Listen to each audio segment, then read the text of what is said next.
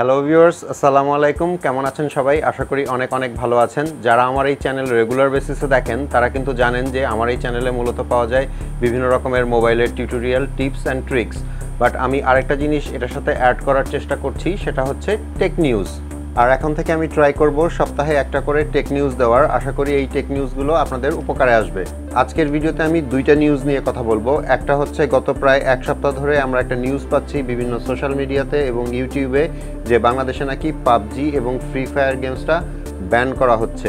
আর second নিউজটা হচ্ছে Google আর Amazon.com এই দুইটা প্রতিষ্ঠান নাকি বাংলাদেশে তাদের অফিস খুলবে। এখন এই দুইটা নিউজই বিভিন্ন পত্রপত্রিকা, সোশ্যাল মিডিয়া এবং ইউটিউবে কিন্তু বেশ ভাইরাল। আর আমি প্রায় সপ্তাহখানেক ধরে এই নিউজগুলো ফলো করছি এটা জানার জন্য যে আসল বিষয়টা কি, এবং আসল বিষয়টা জেনে তারপরে আমি আপনাদেরকে জানাতে চাচ্ছিলাম। প্রথমেই বলি, পাবজি এবং ফ্রি ফায়ার গেমস বাংলাদেশে ব্যান হতে যাচ্ছে বলে যে গুজবটা ছড়িয়েছে সেটার ব্যাপারে। আসলে ব্যাপারটা অনেকটা এরকম যে অনেক অভিভাবক তাদের সোশ্যাল মিডিয়াতে বিভিন্নভাবে এই পাবজি এবং ফ্রি ফায়ার গেমসটা বাংলাদেশে ব্যান করার জন্য অনুরোধ করেছিলেন।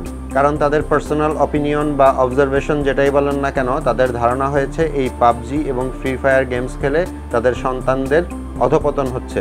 এখন এই পাবজি বা ফ্রি ফায়ার গেমস খেলে আসলেই ভবিষ্যৎ প্রজন্ম অধপতনের দিকে যাচ্ছে কিনা সেই ব্যাপারে আমি যাচ্ছি না, আমি যাচ্ছি নিউজটার ব্যাপারে। এই ব্যাপারটা নিয়ে এক শ্রেণীর মানুষ অনেক দিন ধরেই কিন্তু সোশ্যাল মিডিয়াতে বিভিন্ন রকমের প্রতিবাদ জানাচ্ছিলেন। আর সোশ্যাল মিডিয়াতে এসব খবর যখন ভাইরাল হতে থাকলো তখন একটা গুজব ছড়িয়ে গেল যে পাবজি আর ফ্রি ফায়ার গেম হয়তো বাংলাদেশে ব্যান করা হতে পারে। আর এ ব্যাপারে স্বরাষ্ট্র মন্ত্রণালয় এবং শিক্ষা মন্ত্রণালয় থেকে বিটিআরসিতে নাকি আবেদন করা হয়েছে বা সুপারিশ করা হয়েছে।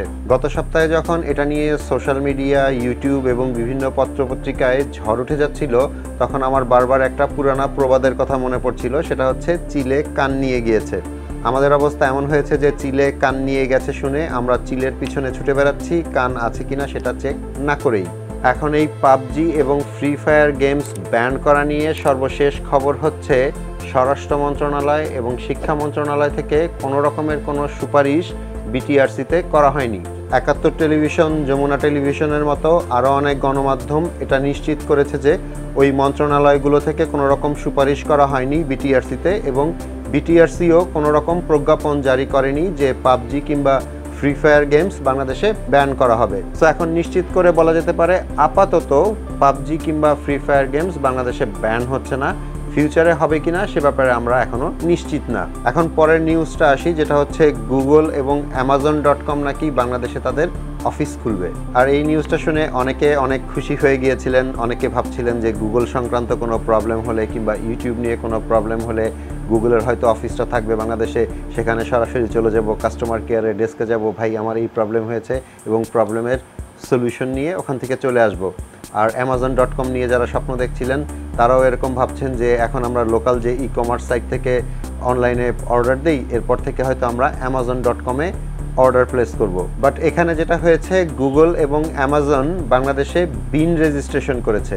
আর বিন হচ্ছে বিজনেস আইডেন্টিফিকেশন নাম্বার, মানে যেসব কোম্পানি বাংলাদেশ গভর্নমেন্টকে ট্যাক্স পে করে তাদের একটা নাম্বার থাকে। যেমন আমরা যখন পার্সোনালি আমাদের ট্যাক্স পে করি আমাদের টিন নাম্বার থাকে, সেরকম কোম্পানিগুলোর থাকে হচ্ছে বিন নাম্বার। সো গুগল এবং অ্যামাজন তাদের আসলে বিন রেজিস্ট্রেশন সম্পন্ন করেছে। আর এটা কিন্তু সব দেশেরই নিয়ম, কোনো কোম্পানি যখন কোনো একটা দেশে ব্যবসা করে তখন কিন্তু সেই দেশে তাকে ট্যাক্স পে করতে হয়। গুগল এবং অ্যামাজন অনেক দিন থেকেই কিন্তু বাংলাদেশে ব্যবসা করে যাচ্ছে। যেমন আমরা যখন প্লে স্টোর থেকে কোনো অ্যাপস কিনি কিংবা আমরা যখন ইউটিউবে অ্যাডওয়ার্ডের মাধ্যমে কোনো অ্যাড প্লেস করি, এগুলো কিন্তু আমরা সরাসরি গুগলকে পে করছি। অ্যান্ড এই টাকাটা কিন্তু বাংলাদেশ থেকে গুগলের কাছে যাচ্ছে। সো এটার উপরে কিন্তু একটা ট্যাক্স আসে, এবং সেই ট্যাক্সটা এতদিন গুগল পে করতো ডিফারেন্ট ওয়েতে, থার্ড পার্টির মাধ্যমে। এখন গুগল এটা সরাসরি তাদের যে বিন রেজিস্ট্রেশন করেছে সেটার এগেইনস্টে পে করবে। অ্যামাজনের ক্ষেত্রেও কিন্তু তাই। Amazon.com-এর সার্ভিস বাংলাদেশে নাই, কিন্তু অ্যামাজনের যে আরেকটা সিস্টার কনসার্ন আছে যেটার নাম হচ্ছে AWS, মানে যে ওয়েব সার্ভিসেসগুলো অ্যামাজন দিয়ে থাকে সেগুলো কিন্তু বাংলাদেশ থেকে অনেক মানুষ ব্যবহার করছেন, এবং সেটার জন্য কিন্তু আমাদেরকে পেও করতে হচ্ছে। আর একইভাবে অ্যামাজনও যেহেতু বাংলাদেশ থেকে ইনকাম করছে, সো বাংলাদেশ গভর্নমেন্টকে তার ট্যাক্স দিতে হবে, আর যেটার জন্যই সেও কিন্তু এই বিন রেজিস্ট্রেশনটা করে নিয়েছে। গুগল এবং অ্যামাজন যেহেতু BIN রেজিস্ট্রেশন করেছে, সো এখন থেকে গুগল এবং অ্যামাজন বাংলাদেশ গভর্নমেন্টকে তাদের ইনকামের ওপর 15% ট্যাক্স দিবে। আর এটার জন্য যে তাদের এখানে অফিস থাকতেই হবে সেটা কিন্তু নেসেসারি না। আর এই ট্যাক্স দেওয়াটা যেহেতু ম্যান্ডেটরি, তাই ফিউচারে ফেসবুক, নেটফ্লিক্স এবং আরও যারা আছে যারা বাংলাদেশে ব্যবসা করছে এবং বাংলাদেশ থেকে টাকা ইনকাম করে নিয়ে যাচ্ছে, তারাও কিন্তু এই বিআইএন রেজিস্ট্রেশন করে নেবে। সো এখন দুইটা ব্যাপারে শিওর থাকতে পারেন, একটা হচ্ছে গুগল অ্যামাজনের কোনো অফিস বাংলাদেশে আপাতত হচ্ছে না, এবং amazon.com খুব শীঘ্রই বাংলাদেশে তাদের ই কমার্স চালু করতে যাচ্ছে না। আর পাবজি কিংবা ফ্রি ফায়ার গেমস আপাতত ব্যান হচ্ছে না। আমার এই টেক নিউজ আপনাদের কেমন লাগলো, কিংবা টেক নিউজ নিয়ে যদি আপনাদের কোনো সাজেশনস থাকে তাহলে সেটা কমেন্টস করে অবশ্যই জানাবেন।